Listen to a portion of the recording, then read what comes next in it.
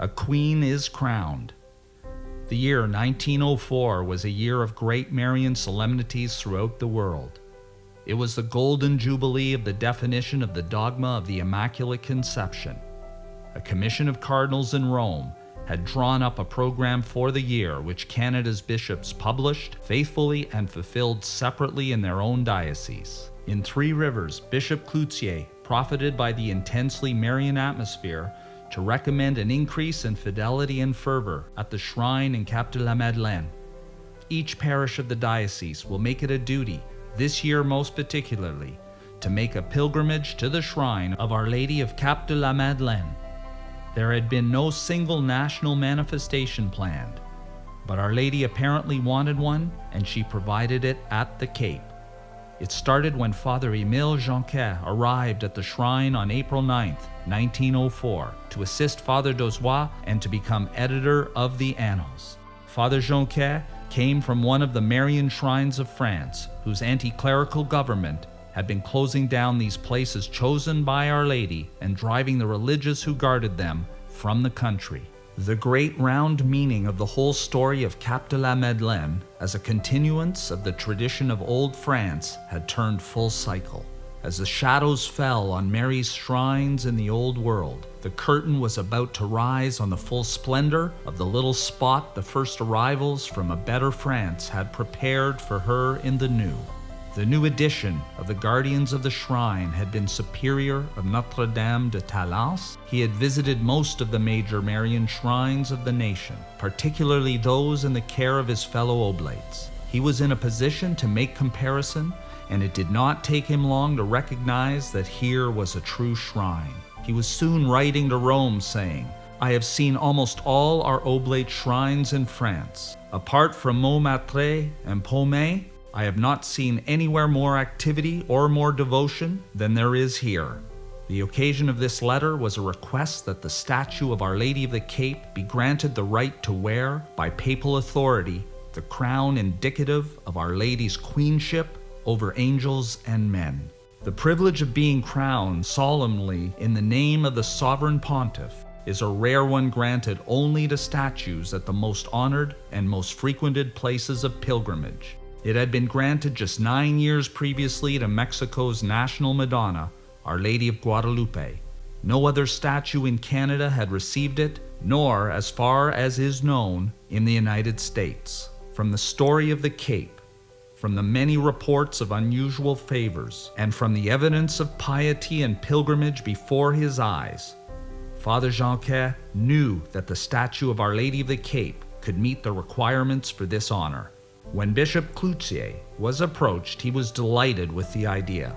"Your project of having the Blessed Madonna of Cap de la Madeleine crowned by the Holy See is one whose realization I ardently wish. What will the highest blessing of the Church and the august act by which His Holiness will crown the venerated statue of the Virgin not do to foster the action of Mary and the zeal of your fathers? I can easily see that the lovable little shrine will be more widely known than ever before, and more cherished, that people from afar will share the joy and have a new zeal for making their pious pilgrimages." The formal request was made through Father Joseph Lemieux, procurator of the Oblates at the Holy See. The letter was accompanied by a summary of facts about the shrine. It also urged haste so that the crowning could take place before the pilgrimage season ended in that Jubilee year, and requested that Bishop Cloutier be asked to perform the ceremony. The documents left the Cape on April 24, 1904. On May 27th, Cardinal Mary Delval addressed a favorable answer to the Bishop of Three Rivers. Father Joseph Dozois of the Congregation of Oblates of Mary Immaculate, rector of the Shrine of Our Lady of the Most Holy Rosary at Cap de la Madeleine, making known to the Holy Father how great is the devotion which the faithful in Canada cherish for the Most Blessed Virgin, venerated from ancient date in this shrine, addressed to him an urgent request that the statue of the Virgin be crowned there by apostolic authority. The august pontiff, desirous that devotion to the sublime Mother of God should increase from day to day, and happy also that the Jubilee of the Immaculate Conception be marked with a monument of loving devotion, whose memory will pass on to posterity, has benevolently deigned to acquiesce to the request by authorizing your most illustrious and most reverend lordship to carry out, in the name of the sovereign pontiff, the ceremony of solemn coronation. It is most pleasing to me to be able to announce to you this evidence of the special goodwill the Holy Father holds for you, and I seize this occasion to again call myself with sentiments of the highest esteem, your most illustrious and most reverend lordship's devoted servant, Reverend Cardinal Mary Del Val. The event was set for October 12th, and preparations began without delay. Starting with the July issue, the Annals under Father Jonquet sets the tone of celebration. Great news! The Vicar of Jesus Christ has just bestowed the astounding honor of coronation upon Our Lady of the Cape. This favor from Pope Pius X will bring joy to the hearts of all Canadians. And again, we do not see only the restricted confines of one diocese. It is the love of a nation which inspires and prepares these magnificent solemnities. This is an affair for all Canada. It is a national feast we must celebrate. Other dioceses join in the chorus of preparation to make the coronation of Our Lady of the Cape a truly national affair.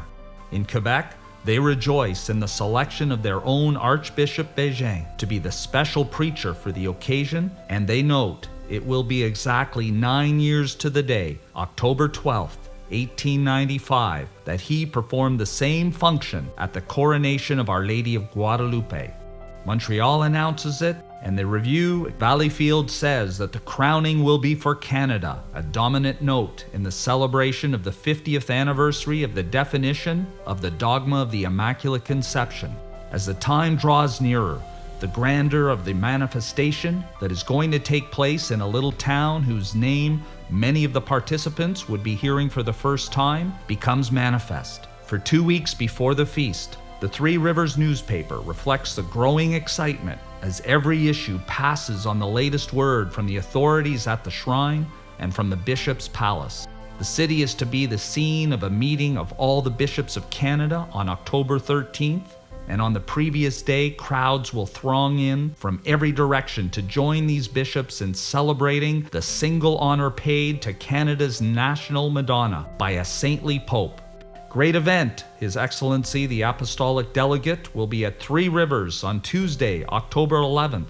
A ceremony which will be remembered forever. The crowning of the statue of Our Lady of the Rosary will take place on October 12th. Merchants are asked to keep their stores closed from morning till noon. We shall all go en masse to Cap de la Madeleine. Archbishops and bishops will be there. We are asked to illuminate Champlain Square and the surrounding district and to give a concert there. The bishop's palace will be illuminated. The city should be decorated from the 11th to the 13th inclusive. Families who have bedrooms available are asked to put them at the disposition of the clergy. They are respectfully requested to give their names and the number of rooms available.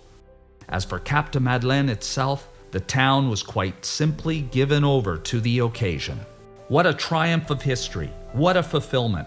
Triumph for the men who made their first action in this territory a literal planting of the cross. Fulfillment for the handful of men, women, and children who had walked the paths of this settlement from one little household shrine to another, praying Our Lady for courage, perseverance, and aid to make this little island of Christianity a fertile field that would spread its seed over a barren paganism. Triumph for Father Bouteau, who had first taught the Rosary at Cap de Madeleine. Fulfillment for Father Disselet, who had seen in neglected beads the instrument to revive dying souls, the means of filling an empty church. Triumph for Father Frederick, who had foreseen this day on June 22, 1888, at a moment no one else shared his vision. Fulfillment for Bishop Cloutier, who had said in his pastoral of December 8, 1902, the pastoral which announced the arrival of the oblates and the definitive organization of the shrine. We do not think it reckless on our part to hope that one day all the people of our country will render homage to our divine protectress in the national shrine of the Holy Rosary, and triumph for the oblates, who in 2 short years had brought all this about. It is a measure of the change in the shrine's status from local to national fame that we can gather the account of the coronation ceremonies from reports in major newspapers other than that of Three Rivers. Montreal was Canada's largest city and its largest newspaper.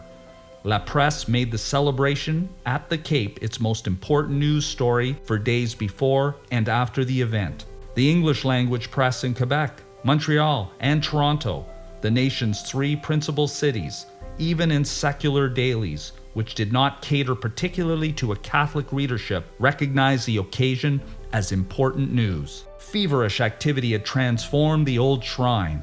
The interior of the chapel had been entirely renovated. The old box-like annex had been replaced by the present roomy cruciform building with place for almost 1,000 pilgrims.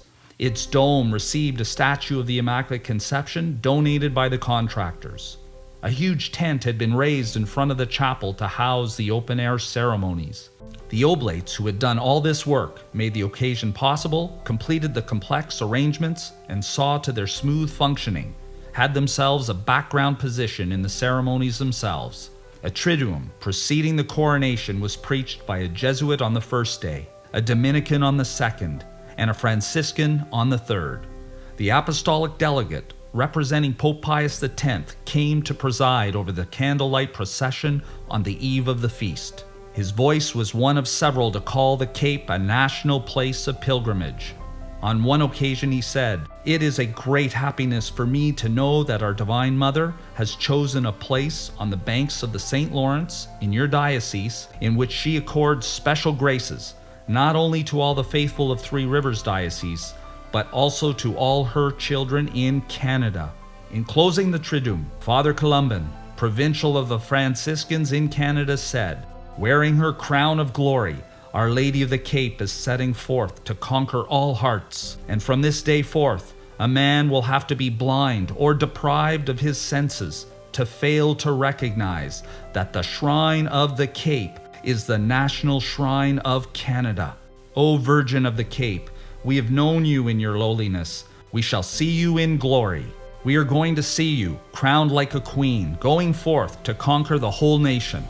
On the day itself, the ceremony began at 10:30, under the canopy where the miraculous statue had been installed for the occasion.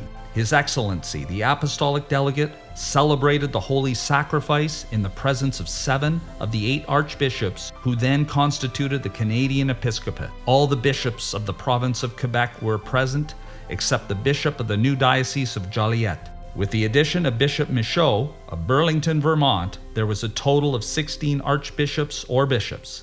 Canada from coast to coast was gathered together by Our Lady of the Rosary in an obscure little village of Quebec. As Father Paul-Henri Badabi, President Superior of the Guardians of the Shrine, has put it, when we hear the Archbishop of Ottawa sounding the glories of Mary in the language of Shakespeare after the Metropolitan of Quebec had just praised her in accents worthy of Bousset, we cannot help seeing in all this the intervention of divine providence, wishing to announce the reign of Our Lady from one ocean to the other.